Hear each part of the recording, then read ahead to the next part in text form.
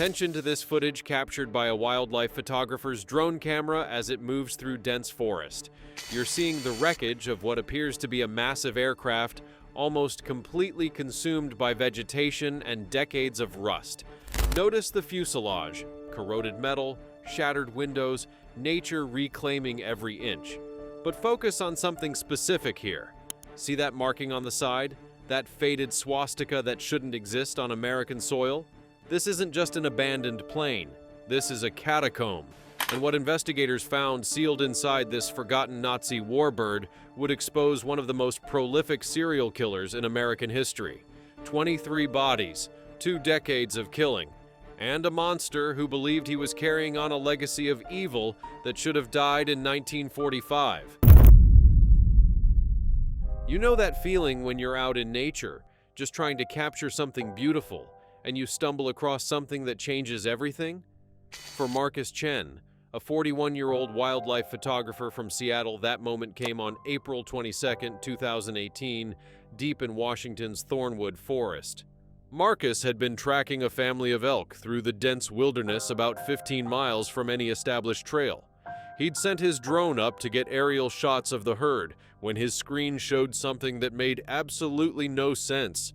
Through the canopy of trees, partially buried under decades of moss and vegetation, was the unmistakable shape of an aircraft fuselage. Not a small plane, something massive. At first, I thought my drone's camera was glitching, Marcus would later tell investigators, because what I was seeing couldn't be real. He hiked toward the coordinates, pushing through thick undergrowth that clearly hadn't seen human footsteps in years. When he finally reached the site, Marcus stood there, speechless. The aircraft was enormous, over 90 feet long, split partially open with rust eating through the metal. Trees had grown around it, through it. Nature had swallowed this thing whole, but it was the markings on the fuselage that sent chills down his spine, faded military insignia, and a symbol that made his blood run cold, the black swastika of Nazi Germany, still visible despite decades of weathering. Marcus called the local authorities immediately. Within hours, the site was swarming with federal agents, aviation historians, and forensic teams. The initial assessment was straightforward enough. This was a Messerschmitt Me 323 Gigant, one of the largest land-based transport aircraft ever built by Nazi Germany. Records showed it was one of 3 captured planes brought to the United States in 1947 for military testing and research. After the Korean War, it had been decommissioned and essentially abandoned in what was then a military testing zone. Over the decades, it had simply been forgotten, a relic of history, a curiosity for museums and World War II buffs, nothing more, or so everyone thought. 3 days after Marcus's discovery, Dr. Sarah Voss arrived at the site. She was a forensic anthropologist from the University of Washington, brought in to assess what everyone assumed would be nothing more than maybe some animal remains or old military equipment inside the wreckage. Sarah had examined hundreds of scenes throughout her career. She'd worked disaster sites, cold cases, historical excavations. She'd learned to keep her emotions in check, to treat every discovery with scientific detachment. But when she climbed into that corroded cargo hold on April 25, 2018, even her professional composure cracked. There, sealed in what had once been the massive cargo compartment, were human remains. Not 1 body, not 2, not even 5. 23 sets of human remains. They were arranged systematically, almost methodically, along the interior walls of the aircraft. Some were skeletal. Others still had mummified tissue, preserved by the sealed environment and the dry conditions inside the metal tomb.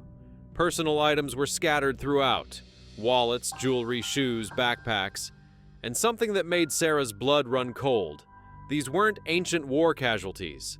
The synthetic materials, the modern clothing, the style of personal items, some of this was recent, very recent. Sarah immediately called for a full forensic team and FBI involvement. The site was transformed into one of the largest crime scenes Washington state had ever processed. Yellow tape surrounded the entire area. Evidence techs in white suits worked in shifts, carefully documenting every inch of that cargo hold. Temporary structures were erected. Generators hummed, lights blazed through the night. The preliminary examination revealed something that seemed impossible. These victims had died over different time periods. The oldest remains showed approximately 20 years of decomposition. The newest, perhaps only 2 years old. This wasn't a mass casualty event. This was a burial ground that had been used repeatedly, over and over for 2 decades. Someone had known about this aircraft. Someone had used it as their personal necropolis. Someone had killed 23 people and sealed them inside, one by one or in small groups, over the course of 20 years. But who were the victims? And who was responsible for this? Detective Raymond Torres of the Washington State Police Major Crimes Unit caught the case, working alongside FBI Special Agent Monica Reeves. Torres was a 20-year veteran who'd seen just about everything. But this one was different. This was unprecedented. "In my entire career," Torres would later say in interviews, "I'd never seen anything like it. The scale, the time frame, the sheer calculation required to pull this off. We were dealing with someone who'd been killing for 2 decades, and no one had connected the dots. The identification process began immediately. Dental records, DNA analysis, missing persons databases. The forensic team worked around the clock, and slowly, over the course of 3 weeks, the victims began to receive their names back. The oldest victim was identified on May 8, 2018. His name was Trevor Walsh, 28 years old when he disappeared in 1998 while hiking solo in Thornwood Forest. His case had been classified as a probable animal attack or accidental death when searchers found his abandoned campsite but no body. Then came Rachel Martinez, 24, missing since 2000. She'd been backpacking through Washington, a free spirit traveling the country. Her family had reported her missing, but with no body and no evidence of foul play, the case had gone cold. The names kept coming, each one a missing persons case, each one unsolved, each one from Washington State, most from the Thornwood Forest area or nearby regions, hikers, campers, travelers, people who'd come to enjoy the wilderness and had simply vanished. And here's what made it even more chilling. Most of these cases had never been connected. Different jurisdictions, different years, different victim profiles, some male, some female, ages ranging from early 20s to mid-40s. No obvious pattern except one. They were all last seen near or heading toward Thornwood Forest. But it was the 3 most recent victims that broke the case wide open. They were identified as Melissa Hartley, 22, Jason Wu, 21, and David Brennan, 23. 3 college students from Seattle University who had disappeared on June 15, 2007, during what was supposed to be a weekend camping trip. Their case had received significant media attention at the time. Detective Torres pulled the original case files. The 3 students had told friends they were going camping for the weekend. They'd taken Jason's truck, loaded it with camping gear, and headed out Friday afternoon. They were expected back Sunday evening. They never returned. Their truck was found abandoned at a trailhead parking area 3 days later. Camping gear was missing. No signs of struggle, no blood, no evidence of foul play. Search and rescue teams had combed the forest for weeks. Helicopters, dogs, volunteers, hundreds of people searching. And one of those volunteer searchers had been particularly dedicated, particularly helpful. His name was in the volunteer logs multiple times. He'd flown aerial search patterns for days. He'd coordinated ground teams. He'd been interviewed by local news, talking about how tragic it was, how he hoped the students would be found safe. His name was Martin Cross. Martin Cross was 61 years old in 2018. He'd lived in Washington his entire life. He was a retired pilot who'd flown commercial aircraft for 25 years before transitioning to flight instruction and charter work. He was well respected in the aviation community. He'd been married once, divorced in 1997. No children. He lived alone in a modest house near Bellingham. He was quiet, kept to himself mostly, but was known as someone you could count on in an emergency. He'd volunteered for search and rescue operations dozens of times over the years, always willing to help, always professional. Detective Torres started digging into Cross's background, At first, there wasn't much there. No criminal record, no red flags, a few speeding tickets over the years, a perfectly ordinary life. But Torres had learned over his career that monsters don't always look like monsters. They look like everyone else. They blend in.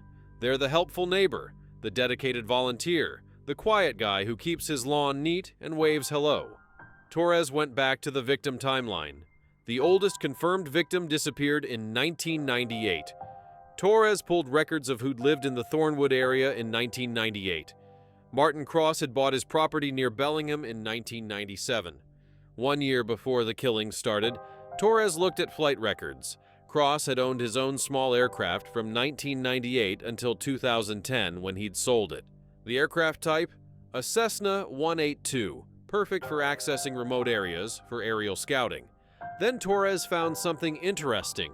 In military records from the 1970s, there was documentation about the abandoned Nazi aircraft. The military had officially decommissioned the site in 1974, but they'd kept maintenance records.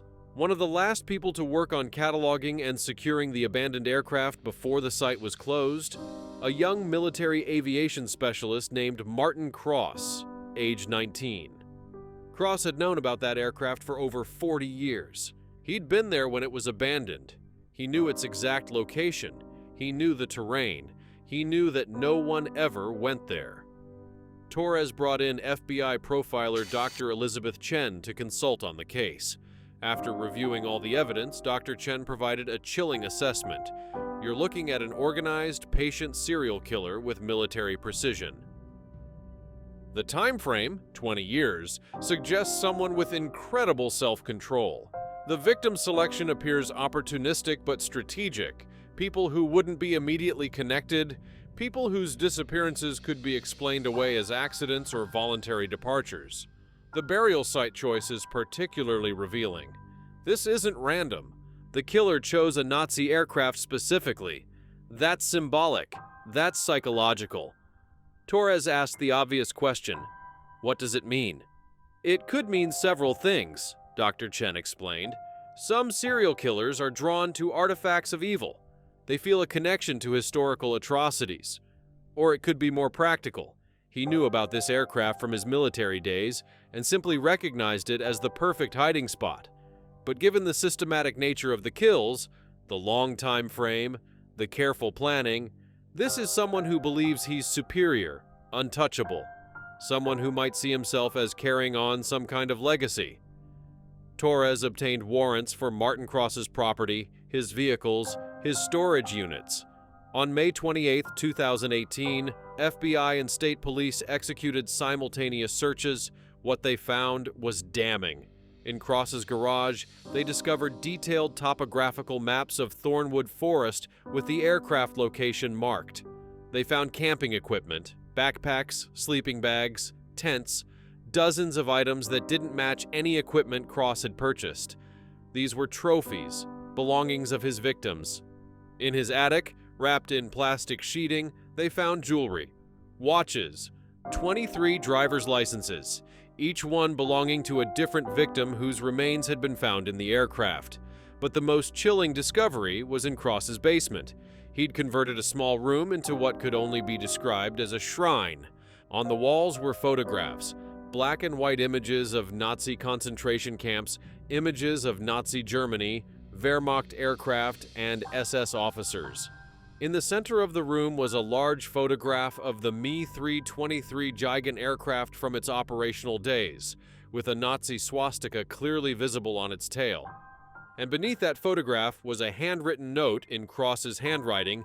They understood. True power, true purpose. The weak must be culled. I continue the work.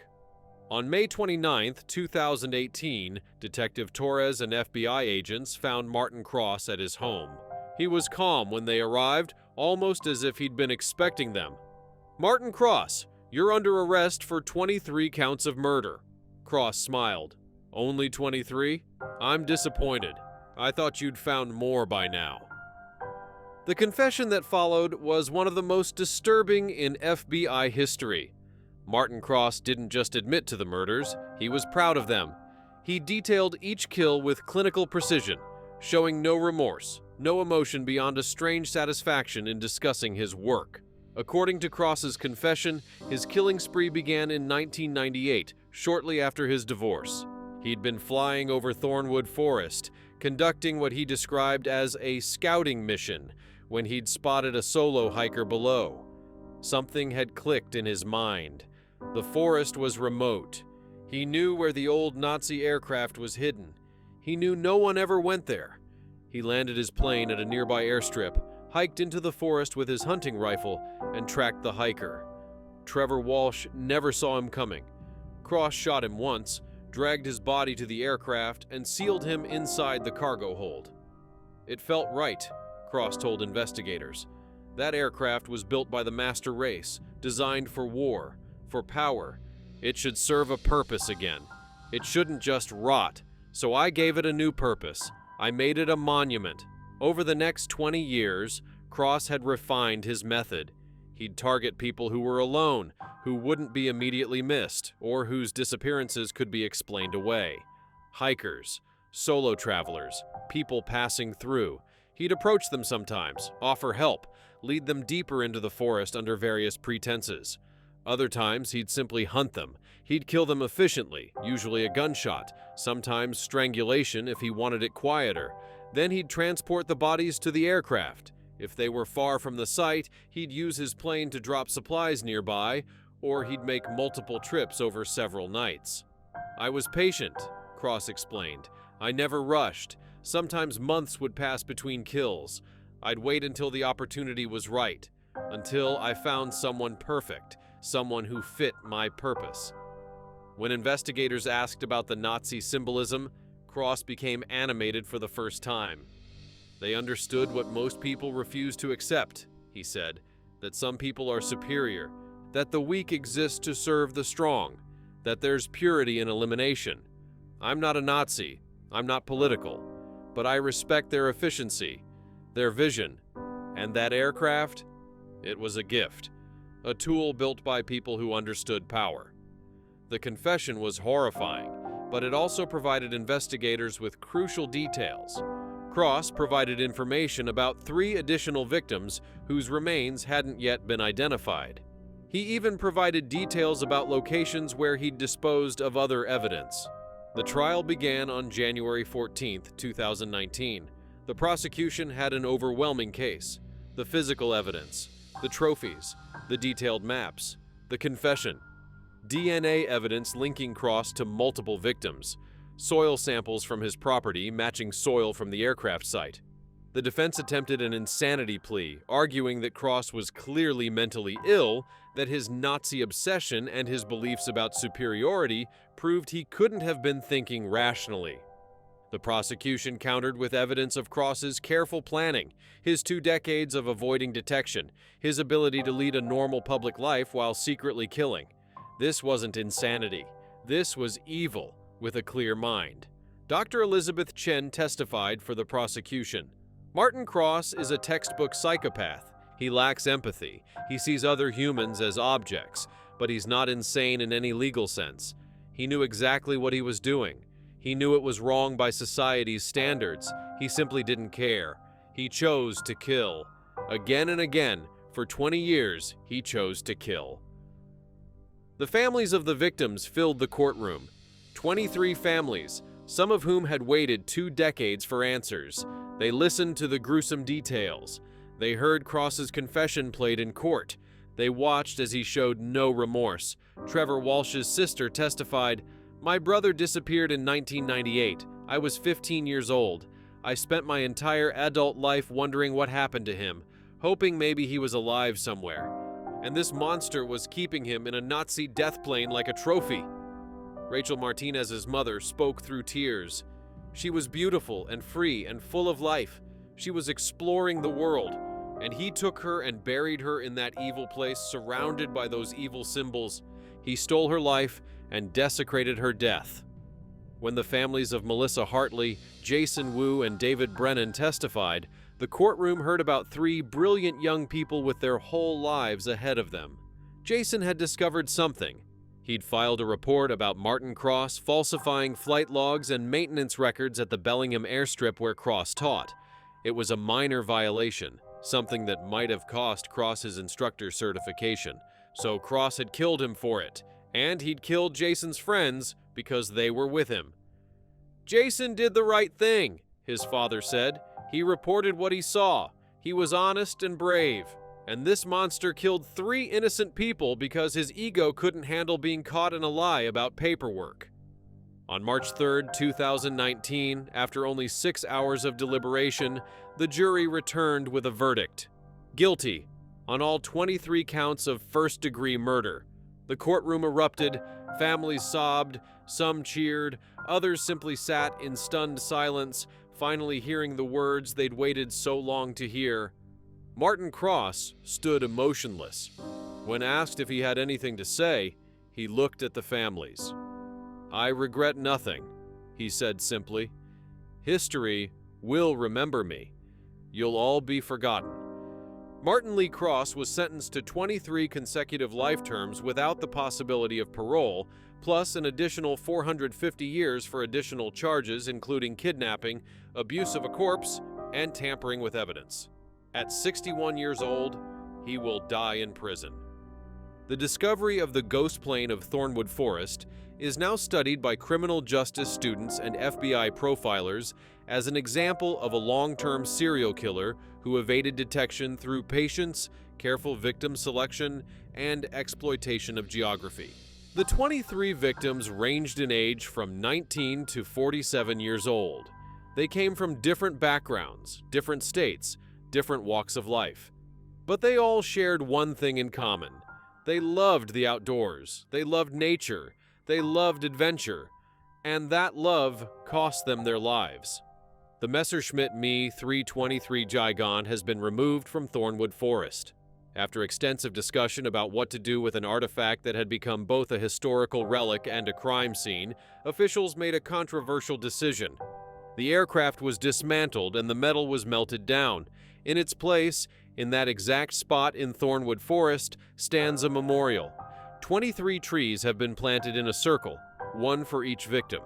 In the center is a stone monument with all their names, their ages, and a simple inscription: "They came seeking beauty. They found evil. They are not forgotten." Marcus Chen, the photographer whose drone footage exposed this horror, donated all proceeds from his footage to a victims fund.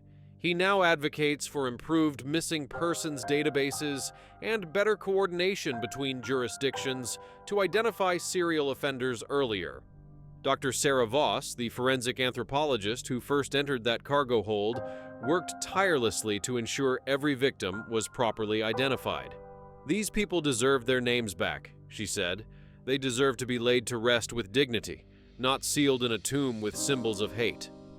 The FBI has since reopened dozens of cold cases in Washington, Oregon, and British Columbia, investigating whether Martin Cross might have been responsible for additional disappearances that weren't connected to the Thornwood aircraft. So far, 3 additional possible victims have been identified based on Cross's flight logs and travel patterns. Cross himself refuses to provide any additional information. He sits in his maximum security cell and offers nothing. Psychiatrists who've evaluated him describe him as having grandiose narcissism and a complete absence of empathy. He believes he's superior. He believes he's important. He believes history will vindicate him. He's wrong. History will remember Martin Cross as exactly what he was: a monster who killed 23 innocent people and tried to clothe his crimes in the symbols of humanity's darkest chapter. He tried to give his murders meaning by connecting them to Nazi ideology, but there is no meaning in what he did. There is only evil, emptiness, and the terrible waste of human life. The 23 victims, though, they're the ones who should be remembered. Trevor Walsh, 28, Rachel Martinez, 24, James Donovan, 31, Lisa Chen, 26, Robert Bobby Henderson, 29, Maria Santos, 33, Christopher Yale, 25, Jennifer Park, 27, Daniel Cross, no relation, 38, Amy Winters, 23, Thomas Ridgway, 41, Sarah Kim, 24, Michael Torres, 30, Laura Vasquez, 22, Brandon Mitchell, 26, Nicole Foster, 28, Stephen Rhodes, 35, Ashley Cooper, 25, Marcus Washington, 29, Melissa Hartley, 22, Jason Wu, 21, David Brennan, 23, and Emma Lancaster, 27. They were hikers and students and travelers and dreamers. They were sons and daughters, brothers and sisters, friends and loved ones. They had hopes and plans and futures that were stolen from them by a man who saw them as nothing more than objects for his twisted collection. But they're not forgotten. They never will be. Their names are spoken. Their stories are told. And in that circle of trees in Thornwood Forest, in that place where evil tried to triumph, life continues to grow. The ghost plane is gone, but the memory of those 23 souls endures. Rest in peace. Your story has been told, your lives have been honored, and you will always be remembered. Martin Lee Cross was convicted of 23 counts of first-degree murder, 23 counts of kidnapping, conspiracy, tampering with physical evidence, and 23 counts of abuse of a corpse. He received 23 consecutive life sentences without possibility of parole, plus 450 additional years. He is currently incarcerated at Washington State Penitentiary, where he will remain until his death.